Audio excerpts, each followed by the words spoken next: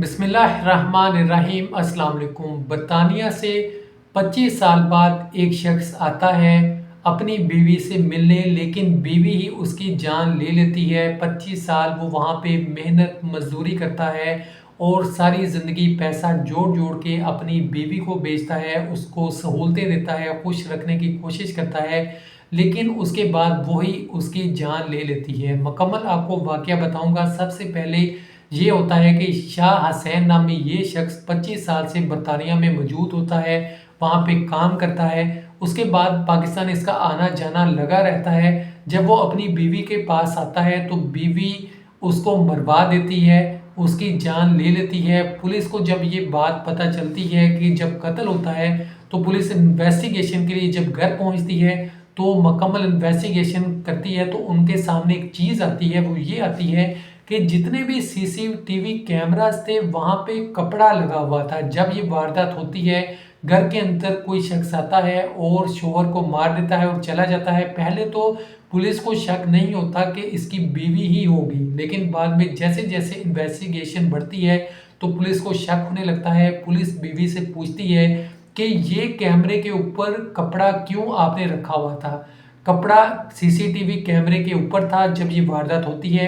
तो बीवी कहती है कि हम अक्सर कपड़ा सीसीटीवी कैमरास के ऊपर डाल देते थे, यहाँ पे लाइट बार बार ब्लिंक होती है, वो हमें अच्छी नहीं लगती थी, जिसकी वजह से मेरे शोहर भी डाल देते थे और मैं भी डाल देती थी। पुलिस मुकम्मल इन्वेस्टिगेशन करती है और लोकेशन भी देखती है कौन कौन इस घर में आता है जाता है।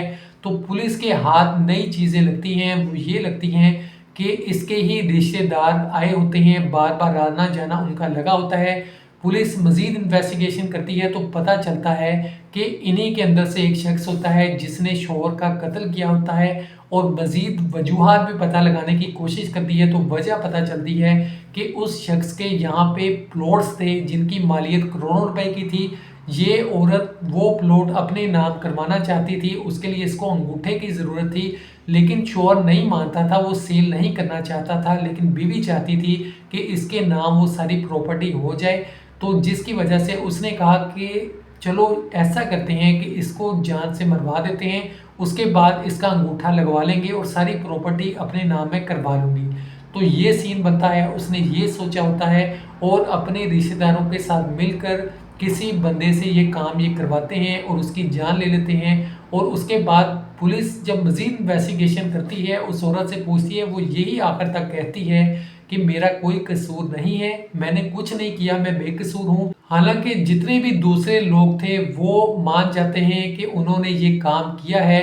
पुलिस ने बहुत ही जल्दी इन्वेस्टिगेशन की और इस मसले को हल किया। अब यहाँ पे बात आती है, एक शोहर जो बाहर के मुल्क गया था, उसने सारी ज़िंदगी मेहनत की और सारी सहूलतें इसको दी हुई थी, घर दिया हुआ था, गाड़ी दी हुई थी, और जितने भी अखराजात थे वो शोहर बाहर के मुल्क बैठ के इसके उठाता था और इसका आना जाना भी लगा रहता था। जब लोगों से इर्द गिर्द पूछा गया कि ये शख्स कैसा था, उन्होंने बताया कि ये शख्स बहुत अच्छा इंसान था, लोगों की मदद करता था, खुश अखलाक था, लोगों से अच्छे तरीके से मिलता था, और किसी को भी अगर मदद की ज़रूरत होती थी लोगों को पैसे भी देता था, उनकी मदद करता था और काफ़ी ज़्यादा सदका खैरात करता था। तो ये ऐसा इंसान था, ये नहीं था कि इसका कोई किसी के साथ लड़ाई झगड़ा हो, लेन देन हो। अक्सर ऐसा होता है, कोई ऐसा वाक़या हो जाए तो पुलिस कहती है कि सबसे पहले शायद कोई लेन देन का मामला हो, इन्वेस्टिगेशन करती है, ऐसी चीज़ों को क्लियर करती जाती है। जब इर्द गिर्द लोगों से पूछा जाता है कि ये इंसान कैसा था, लोगों ने बता दिया कि इसका कभी किसी के साथ कोई झगड़ा नहीं था,